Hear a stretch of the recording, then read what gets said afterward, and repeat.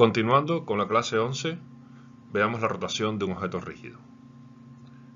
El movimiento de un objeto extendido, como una rueda que gira en torno a su eje, no se puede explicar al representar el objeto como una partícula. En cualquier momento, diferentes partes del objeto tienen distintas velocidades y aceleraciones lineales. Sin embargo, el movimiento de un objeto extendido se analiza al representarlo como un conjunto de partículas, cada una con su propia velocidad y aceleraciones lineales. Al tratar con un objeto en rotación, la explicación se simplifica mucho al suponer que el objeto es rígido. Un objeto rígido no es deformable, es decir, las ubicaciones relativas de todas las partículas de que está compuesto permanecen constantes. Todos los objetos reales son deformables en cierta medida. No obstante, el modelo de objeto rígido es útil en muchas situaciones en que la deformación es despreciable.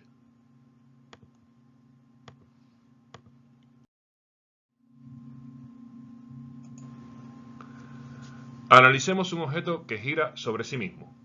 La manera más fácil de describir su movimiento de rotación es describiendo su orientación con respecto a alguna dirección de referencia fija.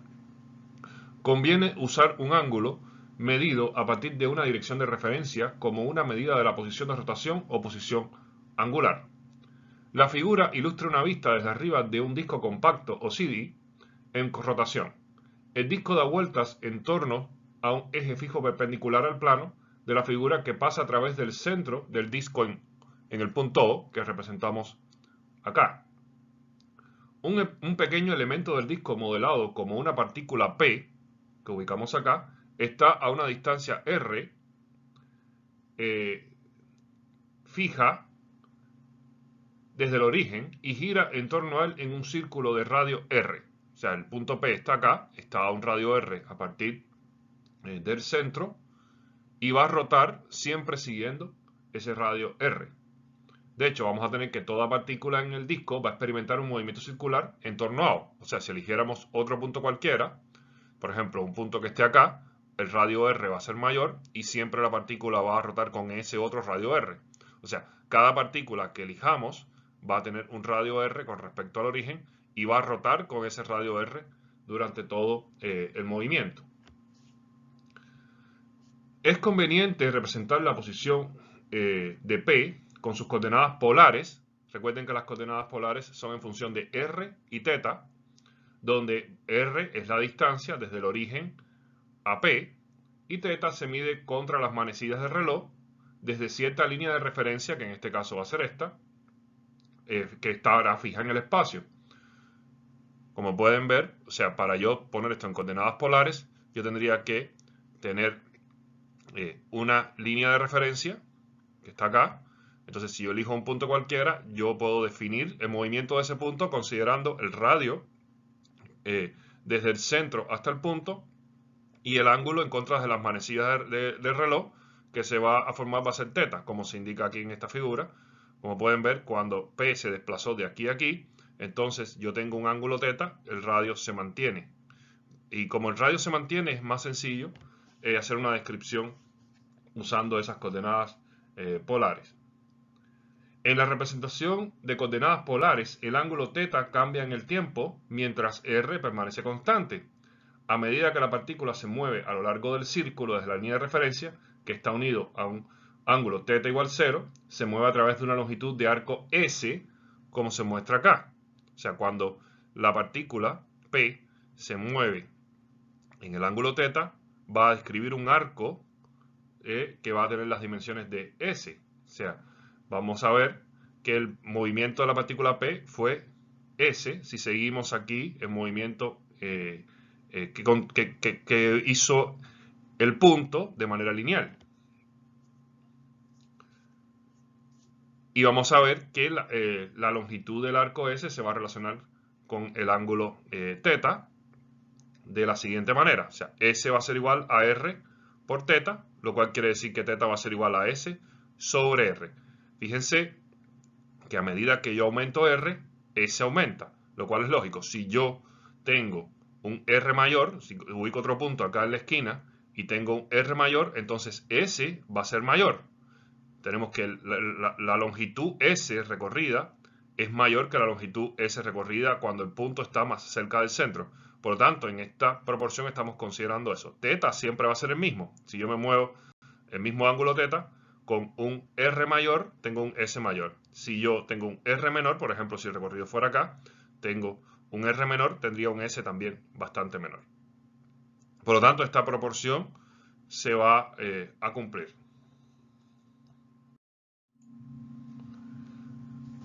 Ya que teta es la relación de una longitud de arco y el radio del círculo, es un número puro. O sea, estamos dividiendo S, que tiene longitudes, tiene dimensiones en longitud, y R, que tiene dimensiones en longitud. Por lo tanto, teta no va a tener dimensiones. Sin embargo, por lo general a teta se le da la unidad artificial de radianes, donde un radián es el ángulo subtendido por una longitud de arco igual al radio del arco. Tenemos que la dimensión de radián, la unidad de radián que aparece en sus calculadoras y que siempre yo les decía que tengamos cuidado de no usarla, en este caso va a aparecer debido a que sale el ángulo a partir de la relación de dos longitudes, donde vamos a tener que el radián va a relacionarse con los grados por esta ecuación. Un radián va a ser igual a 360 grados sobre 2pi, lo cual es equivalente aproximadamente a 57,3 grados. O sea, un radián va a ser como unos 57,3 grados, ya que la circunferencia de un círculo va a tener 2πr de dimensión. Se deriva de la ecuación que 360 grados corresponde a un ángulo de 2πr sobre r radián. Por lo tanto, un radián es 360 sobre 2pi aproximadamente, lo que es igual a 57,3 grados. Para convertir un ángulo en grados a un ángulo en radián, se usa pi radián igual a 180 grados. Y vamos a ver que aquí tenemos equivalencias entre grados y radianes, donde 0 obviamente es 0. Tenemos que 360 es 2pi, 90 es pi sobre 2, 180 es pi, y así otras longitudes vemos la relación entre grados y radianes. Siempre hay que tener cuidado cuando estamos hablando de ángulos en qué dimensión se está trabajando.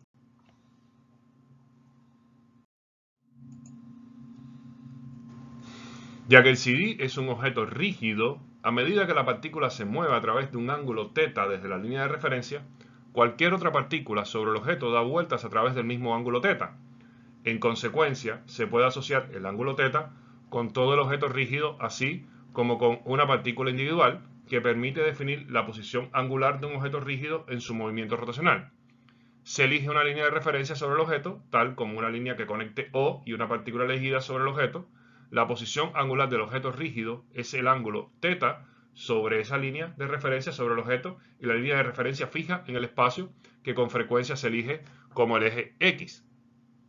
Conforme la partícula en cuestión sobre el objeto rígido viaja de la posición A, indicada acá, a la posición B en un intervalo de tiempo delta t, como se muestra acá en la figura, la línea de referencia fija al objeto cubre el ángulo delta θ, que sería θ final menos θ inicial. Esta cantidad delta θ se define como el desplazamiento angular del objeto rígido. O sea, el delta θ sería θ final, fíjense, θ final es el θ que tiene la posición B, menos el θ inicial, que es el θ que tiene la posición A. Por lo tanto, vamos a ver que el delta θ va a ser igual a este ángulo que se originó acá, que es θ final, menos θ inicial. Tenemos que ni la posición angular ni el desplazamiento angular van a estar limitados al rango desde 0 a 2pi. O sea, no tenemos que reiniciar la posición angular a 0 cada vez que la partícula cruza el eje X. Eso se refiere al hecho de que puede ser que la partícula A dé vueltas completas a la circunferencia. Imagínense que esté dando vueltas completas a una circunferencia, se pasa de 2pi y vuelve otra vez a caer acá. En ese caso no tenemos por qué iniciar, porque tenemos que considerar que la cantidad de vueltas que ha dado fue un desplazamiento que verdaderamente ocurrió. Si un disco da muchas vueltas, todo ese desplazamiento del punto ocurrió en todas las vueltas. Por lo tanto, no podemos solamente circunscribirnos a la longitud desde 0 a 2pi. Tenemos que ir más allá. Cuando se pasa de 2pi, entonces la vuelta continúa y eso se tiene que describir. La rapidez a la que se presenta el desplazamiento angular puede variar. Si el objeto rígido gira rápidamente, este desplazamiento puede ocurrir en un intervalo breve de tiempo. Si da vueltas lentamente, este desplazamiento se presenta en un intervalo de tiempo más largo. Estas diferentes relaciones de rotación se cuantifican al definir la rapidez angular promedio, omega promedio, como la relación de desplazamiento angular de un objeto rígido al intervalo de tiempo delta t durante el que se presenta el desplazamiento. O sea, tenemos que la velocidad angular media, omega promedio, va a ser igual a teta final menos teta inicial sobre teta final menos teta inicial. Entonces sería delta teta sobre delta t, donde las unidades son radianes sobre segundo. Fíjense que esta velocidad angular media, que se representa con omega, análogamente a la v de velocidad, va a ser la diferencia entre el desplazamiento y el tiempo, lo cual es muy similar, es lo mismo, es el mismo concepto de cuando definimos la velocidad, que es igual a desplazamiento sobre tiempo. Lo que pasa es que acá el desplazamiento es angular, entonces la velocidad va a ser angular. En analogía con la velocidad de traslación, la velocidad angular instantánea también se puede definir y va a ser que cuando el límite de delta teta contra delta t y delta t tiende a cero, el límite cuando delta t tiende a cero de esto va a ser la derivada de teta con respecto al tiempo. Por lo tanto, vamos a tener que podemos definir también el omega instantáneo.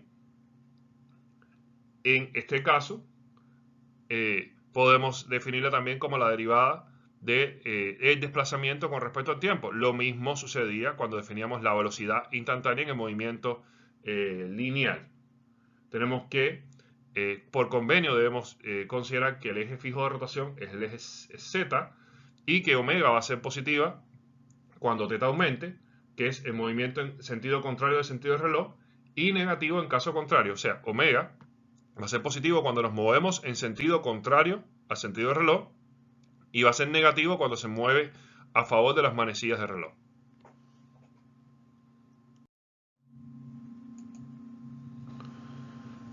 Si la rapidez angular instantánea de un objeto cambia de omega inicial a omega final en el intervalo de tiempo delta t, el objeto tiene una aceleración angular.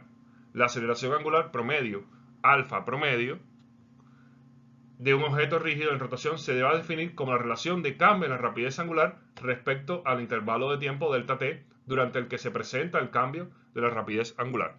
Por lo tanto, podemos definir que la aceleración angular media va a ser igual a omega final menos omega inicial sobre t final menos t inicial, lo cual es el delta omega entre delta t. Fíjense que esto va a ser en analogía con la aceleración. O sea, la aceleración lineal. La aceleración lineal que representa con A, ahora representa con alfa.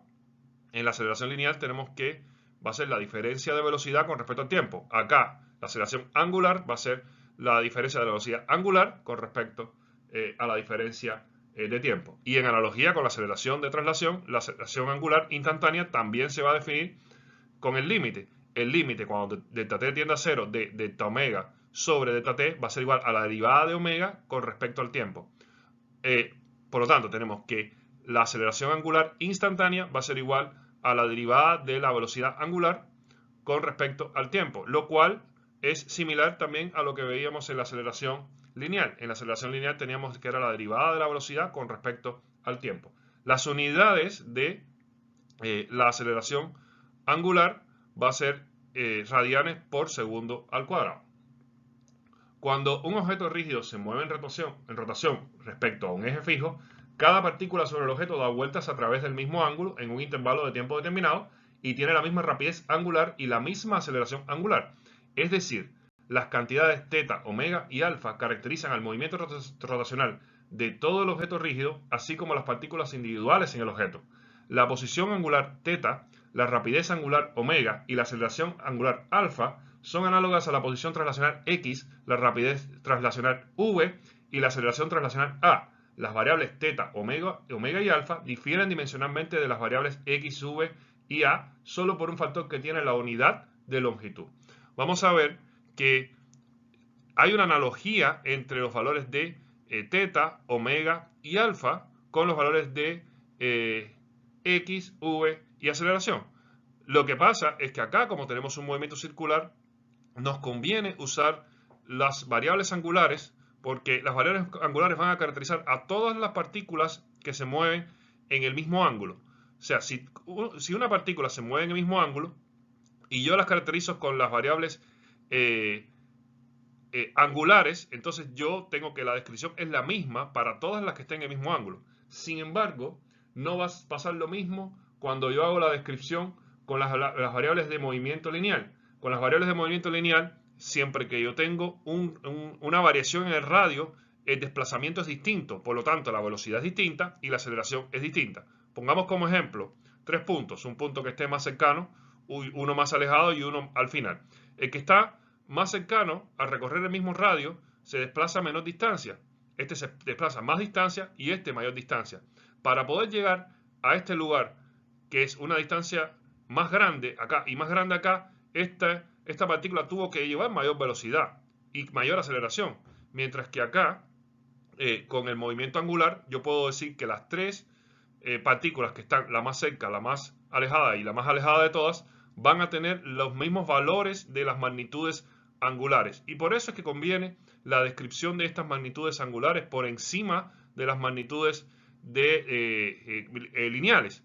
Esas magnitudes lineales acá nos dan valores distintos, lo cual no nos ayuda a describir de manera más sencilla el proceso que estamos viendo.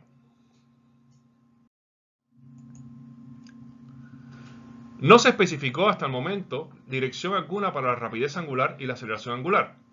Estrictamente hablando, omega y alfa son las magnitudes de los vectores velocidad angular y aceleración angular, respectivamente, y siempre deben ser positivos.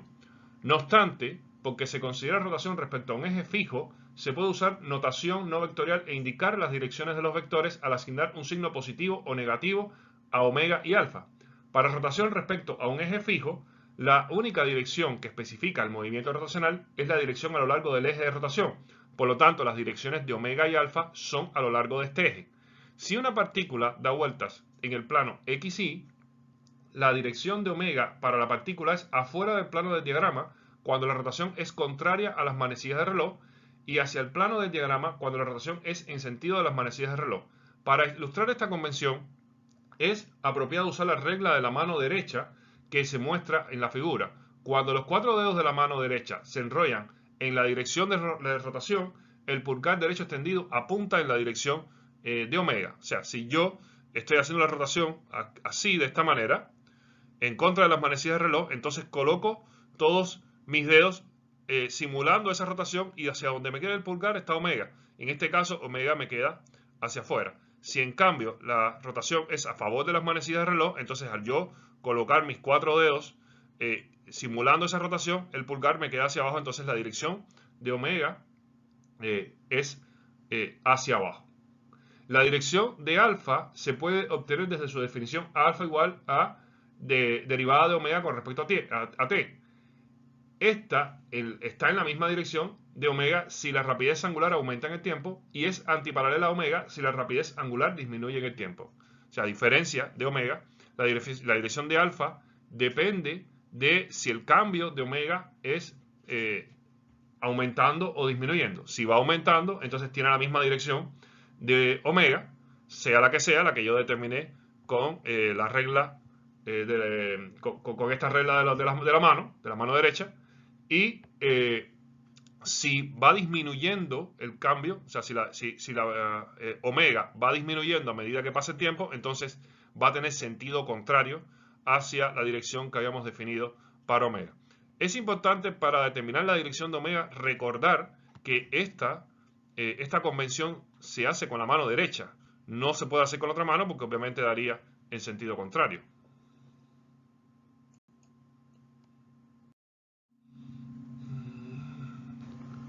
Veamos cinemática rotacional en un objeto rígido bajo aceleración angular constante. Cuando un objeto rígido da vueltas respecto a un eje fijo, con frecuencia se somete a una aceleración angular constante.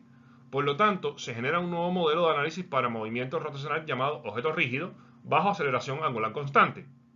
Este modelo es el análogo rotacional del modelo de partícula bajo aceleración constante. En esta sección se desarrollan las correspondencias cinemáticas para este modelo. Partimos de la relación entre la aceleración angular instantánea y la velocidad angular. Sabemos que alfa es igual a la derivada de omega con respecto al tiempo. Por lo tanto, podemos decir que d omega es igual a alfa de t. Si integramos esto, entonces podemos decir que sería la integral de omega es igual a integrar desde 0 a t para alfa de t. Como tenemos que la aceleración angular es constante, se saca de la integral y nos queda esta expresión. Nos queda que omega final es igual a omega inicial más alfa t, y a esta ecuación la llamaremos R1. Fíjense que esta ecuación, si consideramos que la analogía que tiene omega con la velocidad y alfa con la aceleración, es muy similar a la ecuación de cinemática que definimos en el movimiento lineal. En ese momento era velocidad final igual a velocidad inicial más aceleración por tiempo. En este caso tenemos una ecuación muy parecida a C1, a la ecuación que nosotros definimos como C1, y ahora le pusimos R1. Si analizamos la definición de omega como derivada de teta con respecto al tiempo, vamos a tener que, podemos entonces despejar y decir que d teta es igual a omega de t. Si nosotros integramos esa expresión, entonces vamos a tener que la integral de teta va a ser igual a la integral desde 0 a t omega de t.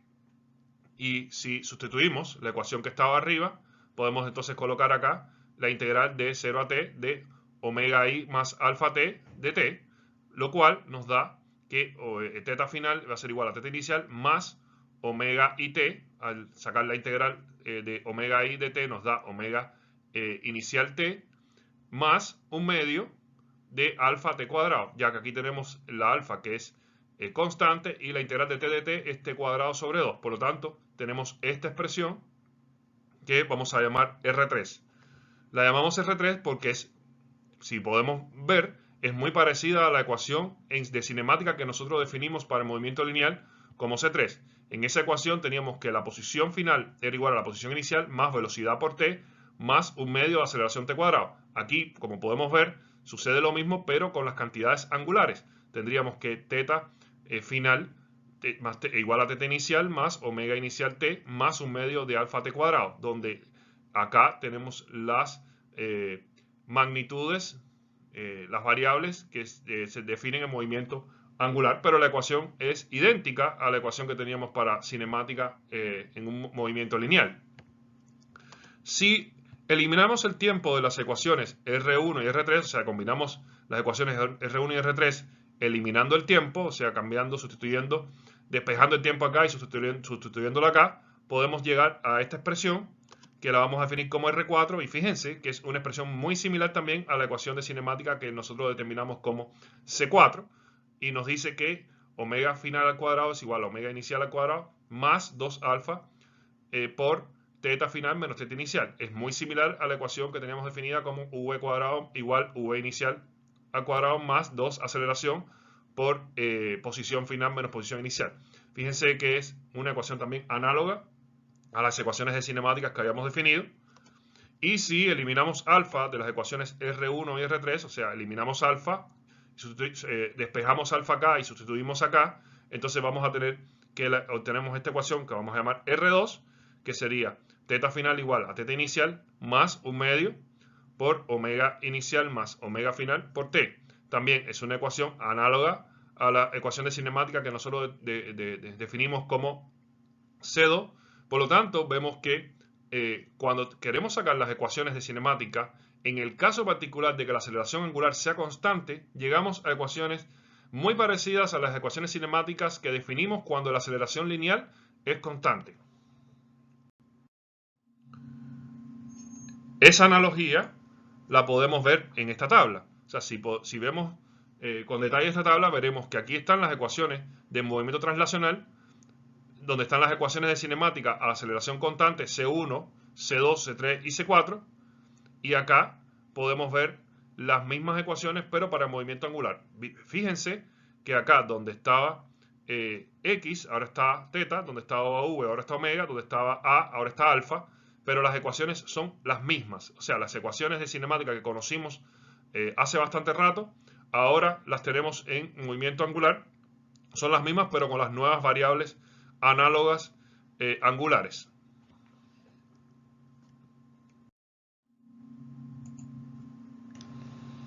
Veamos este ejemplo que se llama rueda en rotación. Una rueda da vueltas con una aceleración angular constante de 3,50 radianes por segundo al cuadrado. Inciso A. Si la rapidez angular de la rueda es 2,00 radianes por segundo en t inicial igual 0, ¿a través de qué desplazamiento angular da vueltas la rueda en 2,00 segundos? Imaginemos la rueda que se mueve con su rapidez angular que crece en una relación constante. El cronómetro se inicia cuando la rueda va en rotación a 2,00 radianes por segundo. La frase con aceleración angular constante nos dice que se usa el modelo de objeto rígido bajo aceleración constante. Por lo tanto, podemos partir usando la ecuación que acabamos de definir como R3, que nos dice que delta teta es igual a teta final menos teta inicial, y eso es igual a omega inicial t más un medio de alfa t cuadrado. Si nosotros revisamos los datos que tenemos, entonces vemos que esta ecuación la podemos usar perfectamente, donde omega inicial tenemos que es 2 radianes por segundo por el tiempo, que son 2 segundos, más un medio de la aceleración angular constante, es 3,50 radianes por segundo al cuadrado, por el tiempo al cuadrado, 2 segundos al cuadrado. Entonces tenemos acá, calculamos esto, y esto nos va a dar 11,0 radianes como resultado. Si yo quiero llevar esto a grados, debo considerar entonces la conversión. Tenemos que si yo multiplico los 11 radianes por 57,3 sobre radianes, recordar que un radian es igual a 57,3 grados, entonces voy a tener que el delta teta realmente fueron 630 grados. Ahora, cuando yo lo obtengo con esta ecuación, hay que recordar que se obtiene en radianes. Si yo quiero calcular el número de revoluciones que dio la rueda durante este intervalo de tiempo, debemos recordar que una revolución son 360 grados. Una revolución es una vuelta. Por lo tanto, tendría que dividir 630 grados por una revolución entre 360 y eso me va a dar 1,75 revoluciones. Quiere decir que la rueda dio una vuelta y 0,75 de lo que sería una segunda vuelta. El inciso B dice, ¿cuál es la rapidez angular de la rueda en t igual 2,00 segundos? Si me piden la rapidez angular, entonces tengo que calcular omega final conociendo omega inicial. Para eso la ecuación más sencilla que puedo usar es R1. Con R1 yo podría definir omega final igual a omega inicial más alfa t y tengo todos los datos para hacer este cálculo. Vamos a ver que sería 2,00 radianes por segundo, que es dato que me dan, más 3,50 radianes por segundo al cuadrado, que es la aceleración angular, que es constante, por 2,00 segundos de tiempo, que es el otro dato que me dan. Por lo tanto, si yo calculo eso, voy a obtener que es 9,00 radianes por segundo. Como podemos ver, usamos estas ecuaciones de manera muy parecida a como usábamos las ecuaciones de cinemática en un movimiento traslacional. Por lo tanto, en ese sentido, ya conociendo el movimiento traslacional, es muy fácil considerar este movimiento angular. Hablemos ahora de la relación que hay entre las cantidades angulares y traslacionales. Podemos deducir algunas relaciones útiles entre la rapidez y la aceleración angulares de un objeto rígido en rotación y la rapidez y la aceleración traslacionales de un punto en ese objeto. Para hacerlo, debe tener en mente que cuando un objeto rígido da vuelta respecto a un eje fijo, como se muestra en esta figura de acá, toda partícula del objeto se va a mover en un círculo cuyo centro está en el eje de rotación. Ya que el punto P se mueve en un círculo, el vector velocidad traslacional v siempre va a ser tangente a la trayectoria circular, como vemos acá. O sea, como él se mueve en un círculo, la velocidad traslacional siempre va a ser tangente a cualquier punto, como cuando analizamos el movimiento circular. Y por lo tanto, esa velocidad la llamamos velocidad tangencial. La magnitud de la velocidad tangencial del punto P es por definición la rapidez tangencial, que es v igual a derivada de el desplazamiento con respecto al tiempo, donde s va a ser la distancia que recorre este punto medida a lo largo de la trayectoria circular. Al recordar que s es igual a r teta y notar que r es constante, entonces se puede obtener esta relación. O sea, la velocidad es igual a la derivada del desplazamiento con respecto al tiempo, pero tenemos que recordar que s era igual a r teta, por lo tanto, yo puedo sacar r porque es constante y me queda r por d teta con respecto al tiempo. Y como d teta con respecto al tiempo es omega, entonces yo puedo definir finalmente que la velocidad es igual a r por omega. Y ahí tenemos la relación que existe entre la velocidad translacional y la velocidad angular. Está dada a través del radio, donde el radio siempre es constante. Por lo tanto, yo voy a ver que la velocidad angular, por ejemplo, para un punto que esté aquí en la misma dirección de P, o sea, si yo me moví este ángulo θ, P se movió desde acá hasta acá, y tengo otro punto donde se movió más adentro, desde acá hasta acá, el mismo ángulo θ, como el radio es menor, entonces la velocidad translacional va a ser menor también.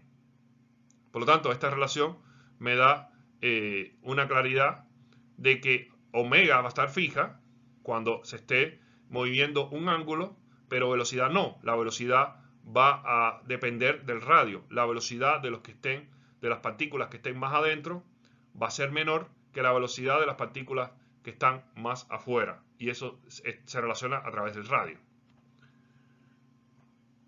Es decir, la rapidez tangencial de un punto sobre un objeto rígido en rotación va a ser igual a la distancia perpendicular de dicho punto desde el eje de rotación multiplicada por la rapidez angular. En consecuencia, aunque cada punto sobre el objeto rígido tiene la misma rapidez angular, no todo punto tiene la misma rapidez tangencial, porque R no es el mismo para todos los puntos sobre el objeto. O sea, los puntos que están más afuera van a tener mayor rapidez tangencial. La ecuación muestra que la rapidez tangencial de un punto sobre el objeto en rotación aumenta a medida que uno se mueve alejándose del centro de rotación, como se esperaría por intuición. O sea, los puntos que están más afuera tienen que moverse a mayor velocidad.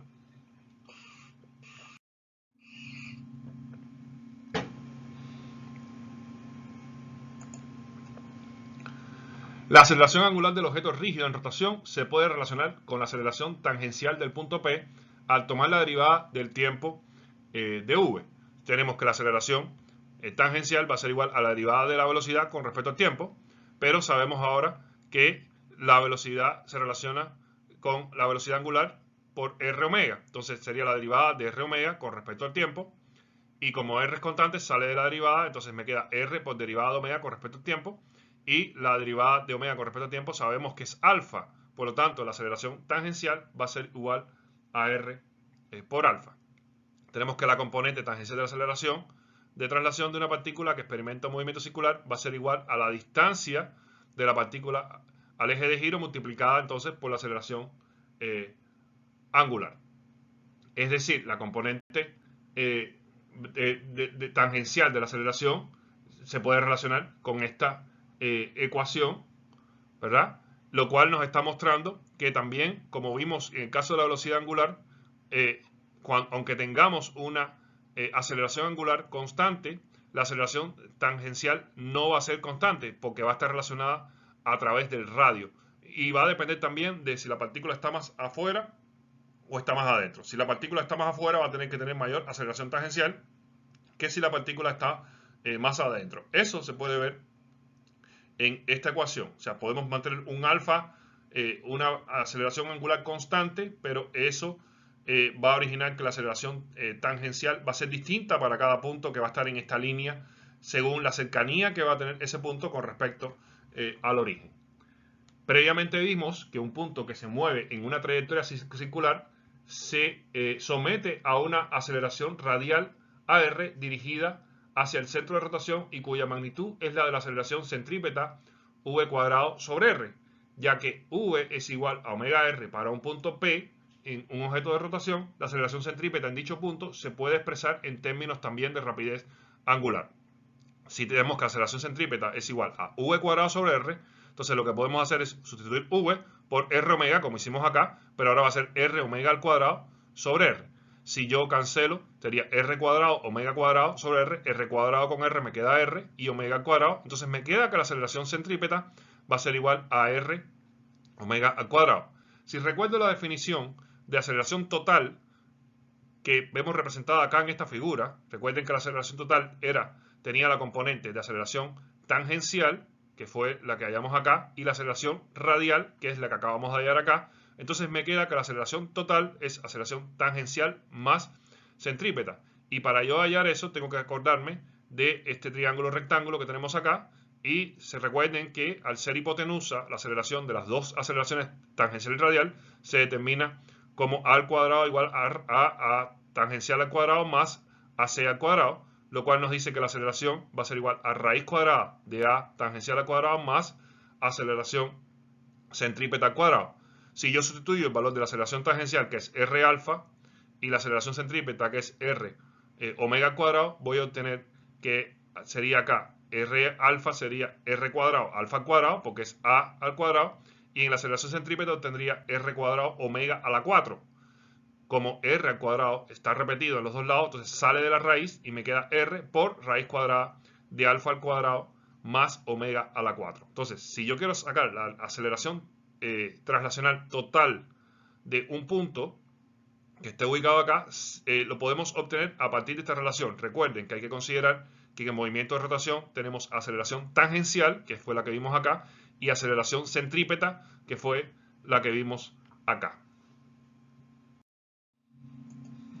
Después de haber visto esto, podemos responder el ejercicio 5 de la unidad 3, que trata sobre un reproductor de CD, y con eso habríamos terminado la clase 11.